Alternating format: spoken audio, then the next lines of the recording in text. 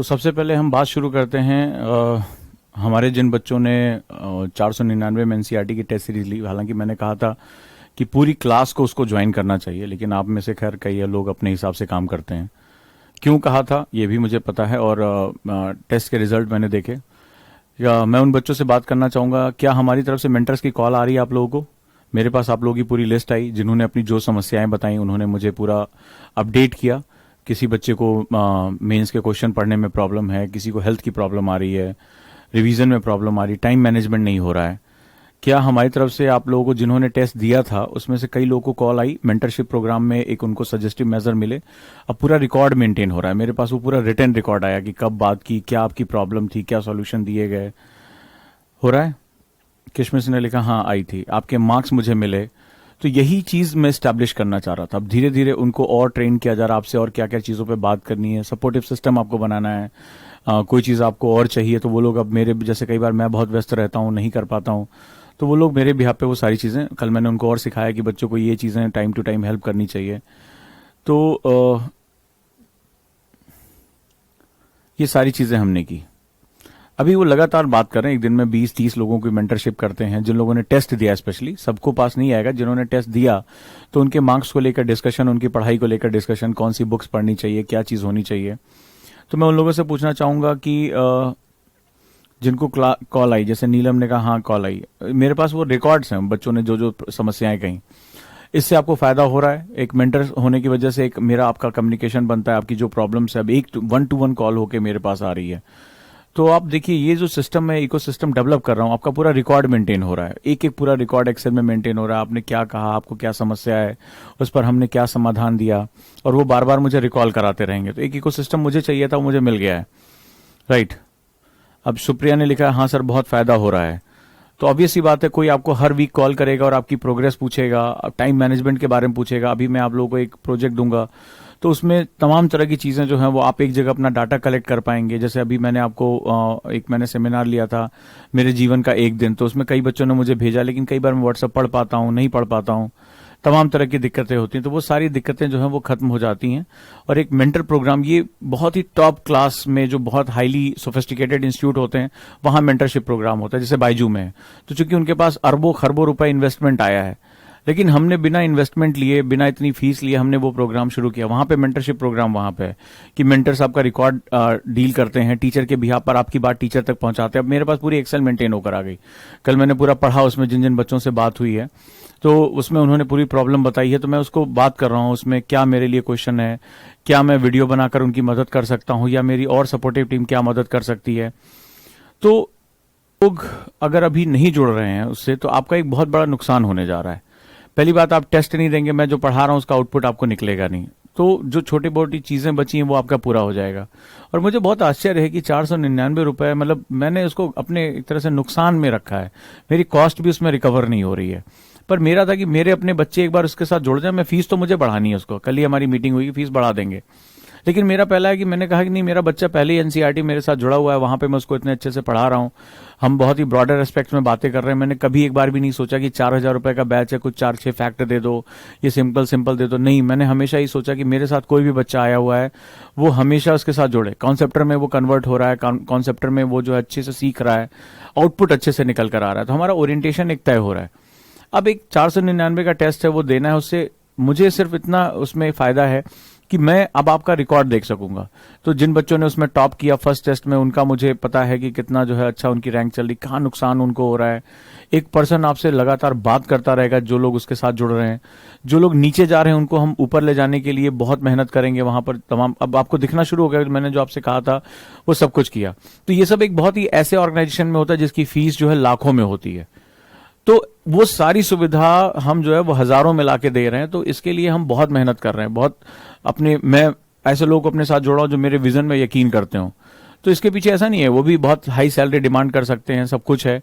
तो हम कोशिश कर रहे हैं कि जो लाखों रुपए की एकेडमीज जो फीस आपसे लेती हैं और प्रोडक्ट आपको देती हैं, वो सारी चीजें मैं यहां ला सकूं। लेकिन आप अगर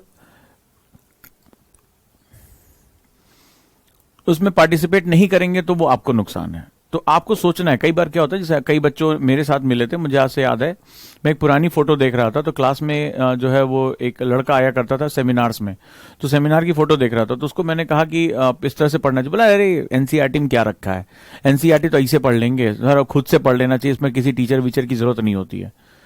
3 साल में मेरे जो फॉलोअर्स हैं वो बढ़ के 1.8 मिलियन तक पहुंच गए, मेरे 3 ऑफिसेज हो गए, मेरी ब्रांचेस हो गई। 3 साल में आज हम लाखों बच्चों को पढ़ा चुके हैं, 2 बार मुझे अवार्ड मिल चुका है बेस्ट आईएएस एकेडमी का। लेकिन वो ससुर आज भी एनसीईआरटी खत्म करें, उनसे आज तक प्री नहीं निकला। ठीक है, तो यहां पर बात यह है कि आप समय की कीमत नहीं समझ पाते हैं। आपको कई बार आप कैलकुलेशन बड़ी उल्टी कर लेते हैं। एक दिन मैं एनसीईआरटी की सारी किताबें जितनी भी 6ठी से 12वीं, उनका मैं एक बार रेट मंगाया। मैंने कहा मुझे सारी किताबें भेजो, मैंने बुक वाले से बोला, और मुझे बिल भेजो। तो उसका जो टोटल कॉस्ट आ रही है वो 3200 रुपए के आसपास आ रही है। और अगर मैं उसके नोट्स बनाने के लिए कॉपियां खरीदता हूं तो कॉपी पेन वेन सब ताम झाम करके ये लगभग 4200 के आसपास खर्चा मेरा टोटल बैठ रहा है। आप किसी दिन दुकान पे जाना और सारी किताबें मांगना A to Z, तो 4200 रुपए के आसपास खर्चा, खाली किताब कभी पढ़ने की बात नहीं कर रहा हूं, किताब, नोटबुक, पेन, पेंसिल, स्केच, इनकी खर्चे की बात कर रहा हूं। यहां पूरा का पूरा बैच इतने में, तो उसको भी आप जो है उसको कमतर समझ रहे हैं। तो ये बड़ा इंपॉर्टेंट सेगमेंट है। वो जो इकोसिस्टम मैं बनाने की कोशिश कर रहा हूं कि मैं आपका टाइम मैनेज कर सकूं, आपकी कमियों को जान सकूं, ये बेसिकली वो ओटीपी के माध्यम से ही होगा, वो टेस्ट के माध्यम से होगा, आपकी इन्वॉल्वमेंट के माध्यम से होगा। आप इन्वॉल्व नहीं होगे, जो हम डेली क्वेश्चन दे रहे हैं उस पर अगर नहीं करोगे तो वहां आपको समस्या होती जाएगी। टेस्ट सीरीज सभी के लिए है। पहली बात तो सभी बच्चों ने डाउनलोड नहीं किया, बड़ा अच्छा, उन्होंने एक अच्छा काम किया है। सभी के पास नहीं है, क्योंकि मेरे नंबर ऑफ स्टूडेंट और नंबर ऑफ डाउनलोड्स दोनों मैच नहीं कर रहे हैं। तो आप वो नहीं करोगे तो फिर वो नुकसान अंत में आपका ही होगा। मुझे क्या है, हमारे पिताजी बिल्कुल सही कहते हैं कि भाई हम गाय को नदी किनारे ले जा सकते हैं, पानी पीना ना पीना उसका काम है। यहां हम तुम्हें ढकेल के पानी पिला रहे हैं, पियो पियो, तुम्हारे लिए जरूरी है। तो उस चीज को आप समझें। तो सभी बच्चों को मेरे ख्याल से वो मैं वेट कर रहा हूं, मेरा बैच उसके साथ जुड़ जाए, मैं इसकी फीस बढ़ाऊंगा, ऑब्वियस सी बात है बढ़ाऊंगा। इतने में हमारी कॉस्ट नहीं निकलती। लेकिन अभी मैं जब बढ़ा दूंगा कल परसों में फीस या 2-4 दिन में, तो फिर आप क्या करोगे, आप कहोगे नहीं साहब हमें पुरानी फीस में, तो वो पॉसिबल नहीं हो पाएगा। मैं बस इतना चाह रहा हूं मेरा बच्चा उसके साथ जुड़ जाए, टेस्ट दे दे, हमारे मेंटर्स उनका एक डाटा तैयार करें, उनकी जो कमियां हो रही हैं उसको जो है वो प्रॉपर समझें, उनके साथ काउंसलिंग करें उनकी टाइम टू टाइम। हर वीक हमारी तरफ से एक कॉल आपके पास चली जाए। आपको कोई भी डिसोरिएंटेशन हो रहा है, आप वहां पर टू द पॉइंट रहें। इतना भी अगर आप नहीं, इतना करने के बाद भी कर पा रहे हैं, तो मुझे लग रहा है कि हाई फीस ही हमारे पास कम से कम एकमात्र तरीका है। चलें अब हम लोग आगे चलिए, अब हम लोग इतिहास पर वापस लौटते हैं और कुछ आज बड़ी गंभीर डिस्कशन करते हैं। आज की जो डिस्कशन होगी वो आपको थोड़ा सा परेशान भी कर सकती है, कुछ नई चीजें आपको दे सकती हैं। तो चलिए आज हम बात करते हैं, ठीक है। और अच्छा लग रहा है, आप लोग मुझे न्यूज़पेपर की फोटो खींच के भेज रहे हैं। आपने देखा आज किसी बच्ची ने मुझे भेजा ग्रुप में कि एबीवीपी वालों ने साड़ी पहनकर आंदोलन किया, अपनी संस्कृतियों की बात की। हालांकि मैं समझता हूं कि वो भी भारतीय संस्कृति को बहुत अच्छी तरह नहीं समझते हैं, क्योंकि हमारा विरोध का तरीका अलग है। सुबह मैंने जब सोशल इश्यूज की क्लास ली, आप में से बहुत कम लोग थे उसमें, मुझे पता चला, ठीक है। मैंने जब डाटा देखा तो आप में से बहुत लोग उसको नहीं देख रहे थे। आज जब सुबह की डिस्कशन हो रही थी, आपको बहुत कुछ पता चला होगा कि हमारे भारतीय समाज में हमारा चिंतन कैसा है। और जो अभी इंडियन डायस्पोरा, जिसपे मोदी जी मिलने गए हैं अक्सर ब्रिटेन में, अमेरिका में, तो इंडियन डायस्पोरा क्या है, जो मैंने आपको एक गाना सुनाया था, मिले सुर मेरा तुम्हारा, तो उसमें बेसिकली हम इंडियन डायस्पोरा को क्या करते हैं। जब अशोक, हमारा अगला चैप्टर अशोक है, तो अशोक अपनी पुत्री और पुत्र को बाहर भेजेंगे। और अगर आज जो है इंडोनेशिया, जहां पर मुस्लिम आबादी है, वहां पर अगर रामलीला जो है वो उसको खेला जाता है, पूजा जाता है डांस में, कंबोडिया में हमें विष्णु मंदिर दिखाई पड़ते हैं, तो उसके पीछे जो सबसे बड़ा कारण है वो ये है कि भारतीय संस्कृति अपने मूल स्वरूप में प्रसार कर रही थी। लेकिन आश्चर्यजनक है, मैं बैठा बैठा भी थोड़ी देर पहले सोच रहा था कि कितनी खूबसूरत संस्कृति हमारी, कितनी खूबसूरत संस्कृति है। मैं ऐसे विचार करने लगा और मैं सोचने लगा कि 17.5% इकोनॉमी जिसके पास हो, मतलब टोटल वर्ल्ड इकोनॉमी का 17.5% जिसके पास हो, उस देश ने किसी दूसरे देश पर आक्रमण नहीं किया। किसी इकोनॉमी आक्रमण सेनाओं के आधार होती है, जिसके पास पैसा होगा वो अच्छी सेनाएं तैयार करेगा। तो इतनी बड़ी इकोनॉमी होने के बावजूद, इतना पावर होने के बावजूद, सोने चांदी से भरे होने के बावजूद, हमने दूसरे देशों पर आक्रमण करके कब्जा क्यों नहीं किया? वो क्या मूल तत्व था हमारे अंदर कि हम चीजों को एक वैश्विक रूप में देखते थे। हम बहुत पहले ही ग्लोबलाइजेशन का बेस बना चुके थे। आज वेस्टर्न हमें सिखा रहा, आज अमेरिका कह रहा है कि we are the pioneer of globalisation. अरे धत, तू क्या ग्लोबलाइजेशन करेगा, जब तू था ही नहीं इस दुनिया में। तब हमने वसुधैव कुटुंबकम की बात कर ली थी, और हमने ये नहीं कहा था कि ग्लोबलाइजेशन का मतलब हम एक दूसरे के ऊपर आक्रमण करके कब्जा कर लेंगे। हमने कहा वसुधैव कुटुंबकम, यानी पूरी धरा, पूरा वसुधा जो है, वसुधा यानी पृथ्वी, पूरी पृथ्वी हमारा परिवार है। और परिवार में ऐसा थोड़ा ना होता है एक भाई दूसरे भाई को सुबह उठे सोते में लाठी पटक दे सर पे और बोले हम कब्जा कर लिए तुम्हारे कमरे पे, ऐसा तो नहीं होता ना।